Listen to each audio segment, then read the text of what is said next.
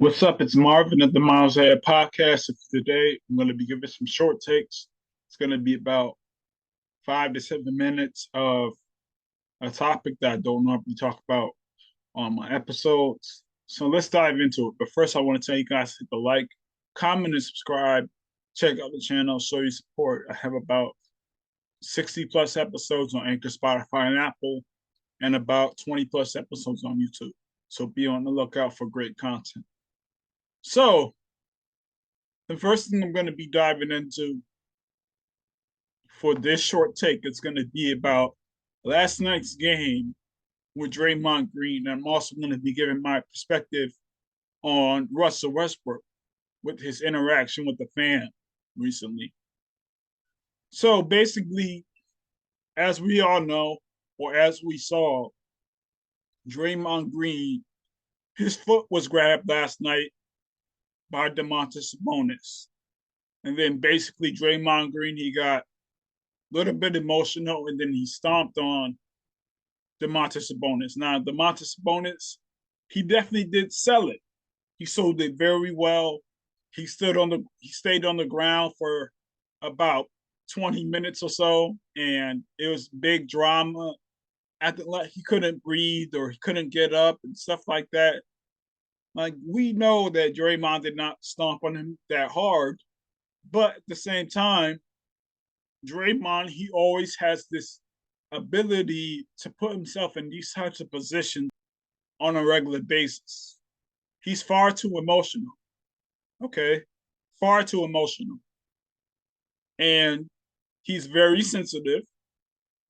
Okay. The crowd could get in his head and stuff like that. But at the same time, he's also a genius at what he does, which is defense and also being able to help with running the Warriors offense.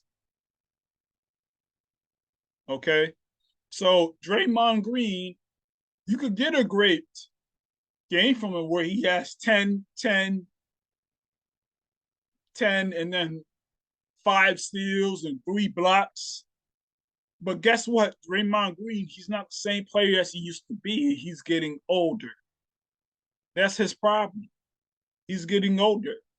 And sometimes he likes to deal with these tactics that could cost the team. Okay. So, yes, Domantas Sabonis was wrong. Of course he was.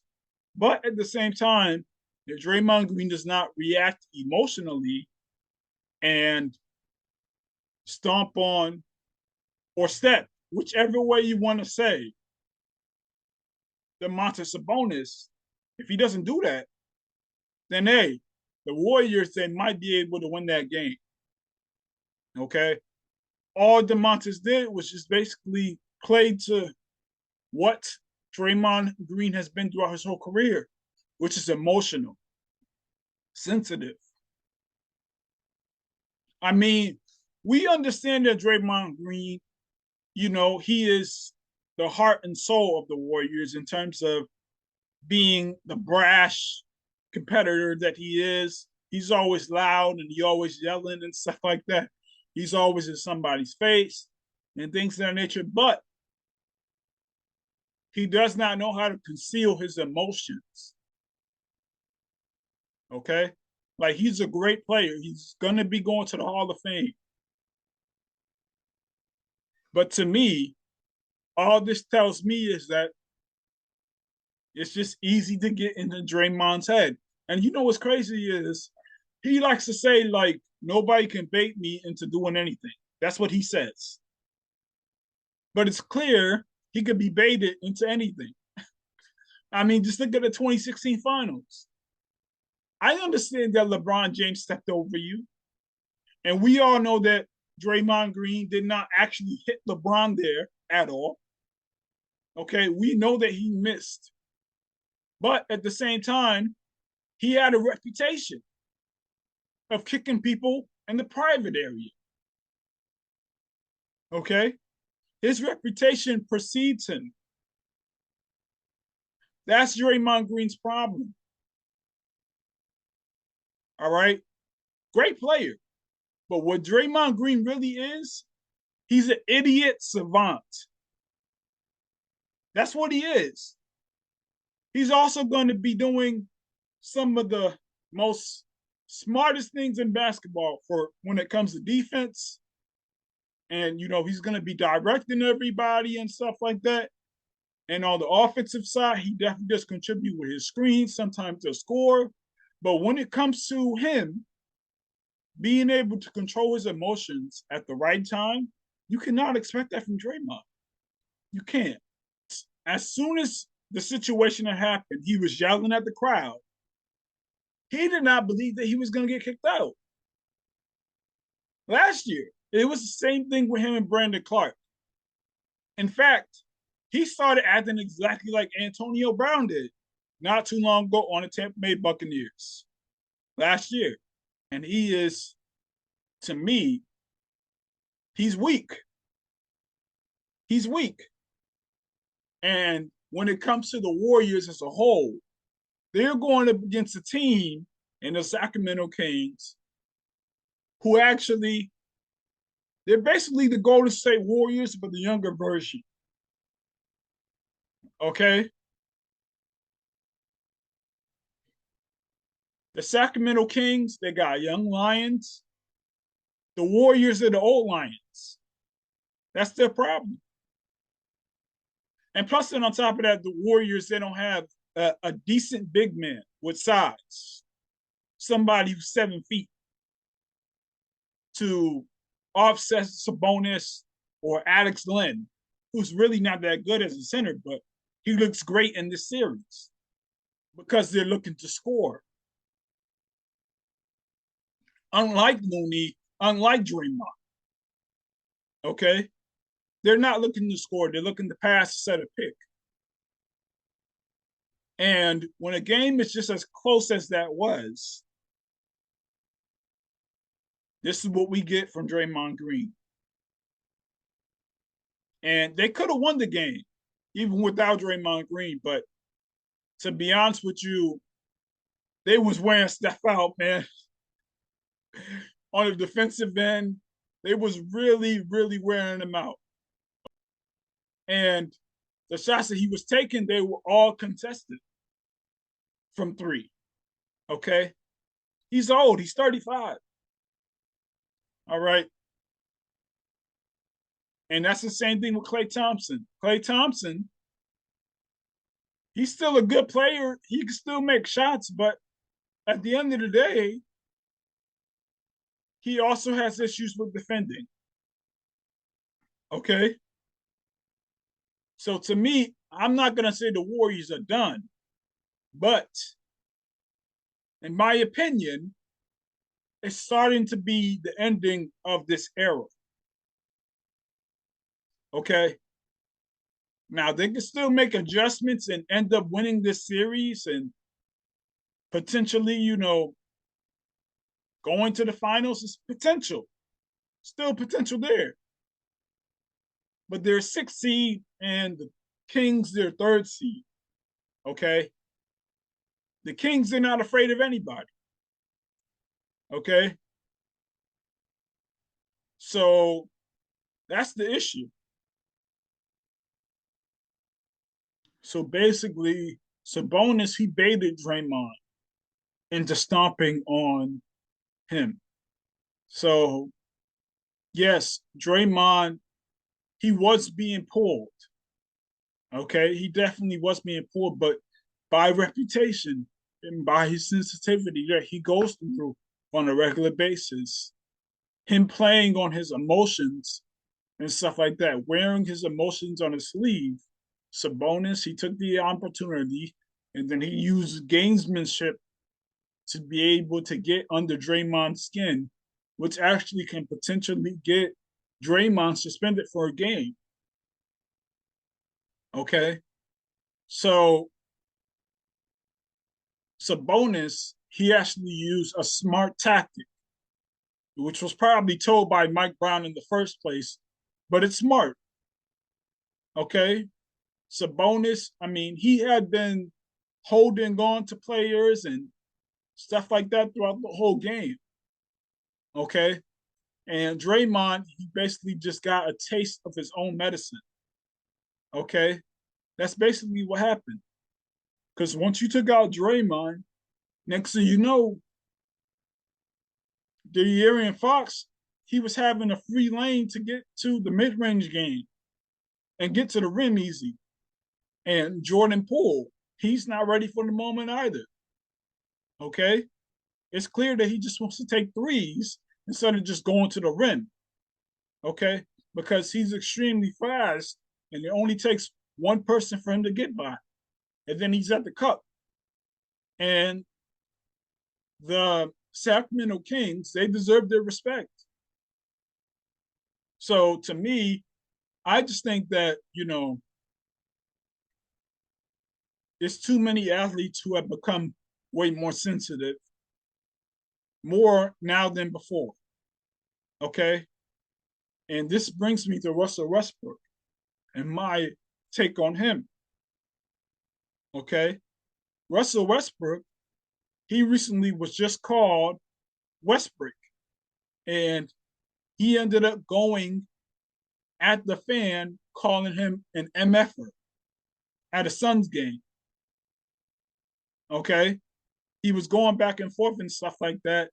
And, he does not like the fact that he's being called Westbrook, which that basically totally took away from his great game that he played for that situation.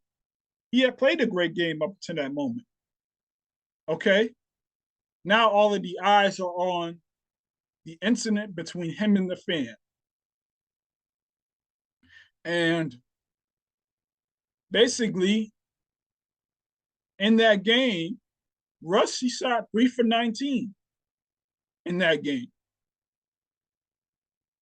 And he also had a triple-double, and he had about a couple of very key plays that helped defensively. Okay? So Russ, he was able to help the Clippers to get this victory. He was a major piece for this game. You got to give him his props here. But at the same time, when it comes to him being sensitive to somebody calling him Westbrook, you should not be being sensitive to a fan, especially if you make as much money as possible. I mean, you make money off of endorsements, you make money from being in the NBA, you make money from sneaker deals. And then on top of that, you're able to go on vacations wherever you want. I mean, you get to wear designer brands wherever you want. I mean, you have it all. And you got $1 million to whatever dollar mansion that you have, $1 million cars. So to me, you should not be so worried about what a fan has to say to you. If anything, you should be trying to continue to play your best to win this series. Now, everybody in the fan base of the Suns, they're going to be calling you Westbrook. But guess what? That had already been happening. It's already been happening. Now, listen, how Westbrook came along, it was not because of Skip Bayless, actually. It actually was because in 2016, in the comments of the YouTube section, everybody, they used to come up with nicknames for players, okay? Especially if that specific player was a quote unquote superstar and they were failing at a moment, okay? Or star player. So for Westbrook, it's Westbrook. For LeBron, it's Bron Sexuals. For Stephen Curry, it's Stephanie Curry. Okay? So that's just what it's been. And the thing is Westbrook's nickname actually stuck. Okay? It never went anywhere. And essentially, it's just been going on and on. for a certain amount of years. And the best thing that Russell Westbrook can do is actually prove people wrong. The athletes that have been far too in touch with their feminine side. Okay. And it's not just the athletes, it's been regular men in general. Okay. And to me, when you're far too in touch with your feminine side, you come off as weak. Okay. You do. So when it comes to guys like Russell Westbrook and guys like Draymond Green, who have been sensitive, far too sensitive to fans, the media, to social media. I mean, it doesn't make any sense. Okay. Then on top of that, with the athletes, they have been wearing skirts, they have been wearing pearl necklaces, they have been wearing pearl earrings. And then on top of that, they have been carrying purses to the games. And we all know that Russell Westbrook isn't the first person to be like this in the NBA, but it's been catching on a lot more as of recently. I mean, I think in the 90s, the first person was probably Dennis Rodman. Then it went to D Wade. Now it's at Russ. And he's not the only person who dresses like this. It's been Kyle Kuzma. Okay. It's been Dylan Brooks. It's been LeBron James too. Okay. And again, it's just been men being way too far in with this, being in touch with their feminine side. So this promotes the amount of sensitivity that's around with the masculine sport. That's man versus man in the NBA with the highest level of competition, the highest level of athleticism. Okay? And you out here getting mad at a fan because he decided to call you Westbrook. All that does is encourage more fans to do the same. They got you. That's what they're thinking. I got you to react. I got you to get mad. Okay? That's all they're thinking. That's all they're trying to do. Trying to rattle you. So then essentially you could be thrown off your game. Now, this didn't happen until after the game was over. Okay? But imagine if this situation happened during the game. I mean, to be honest with you, if Russell Westbrook doesn't play well for the Clippers or for any other organization in the playoffs or even in the regular season, he's always going to get that moniker of Westbrook for the rest of his career. What he should be thinking about is my next vacation, my next car I'm gonna buy, my next mansion I got, the next business deals I got. That's what he should be thinking.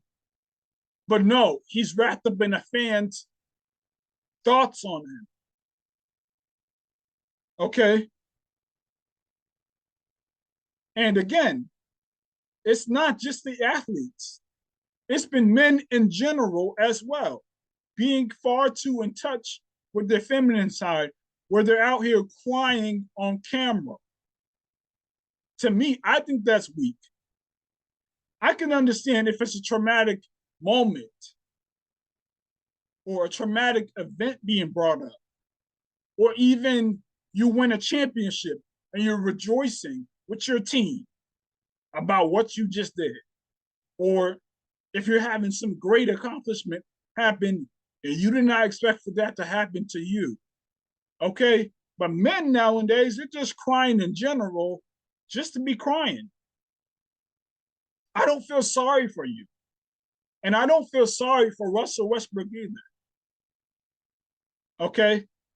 Now, when it comes to the men in general, they need to work on it. They got to work on it mentally. Remember what they say, never let them see you sweat. That does not mean don't sweat.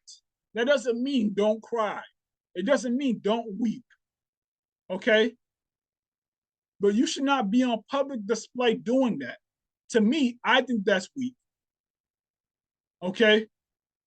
Yes, there's men out here who have gone through certain things that they can never forget in their life. Yes, there's men who have, you know, gone through success. And what it took for them to get there, it's been a long journey. So that's why they're crying. I could see that. I could see that happening to be caught on camera. But for you to just be crying just to cry, in my opinion, I think that's weak. Okay? So Russell Westbrook, he's basically, just where the situation is going in the future for men. Okay? Getting overly emotional. Okay? And guess what? This is not the first time that Russell Westbrook has had issues with fans. He's had the same thing happen in Utah. Okay? He's had the same thing happen in OKC. He's had the same thing happen wherever that he goes. Because you want to know why? Fans, they know that they could get under his skin. Just like Mike Brown was able to implement the fact that Draymond is sensitive, and at any moment he could be a ticking time bomb just waiting to explode. The same thing happens with Russell Westbrook. Okay? They're mentally not there. Okay? And at any moment, something could happen. Okay? So, in my opinion, I think that Russ should not be thinking about what fans have to say. Okay? And if anything, if it's based on the game and they're not going at you personally, like extreme personal levels, okay? And basically they're not trying to go at your family in any type of way. Or if they're not trying to get in your face and disrespect you or get physical with you,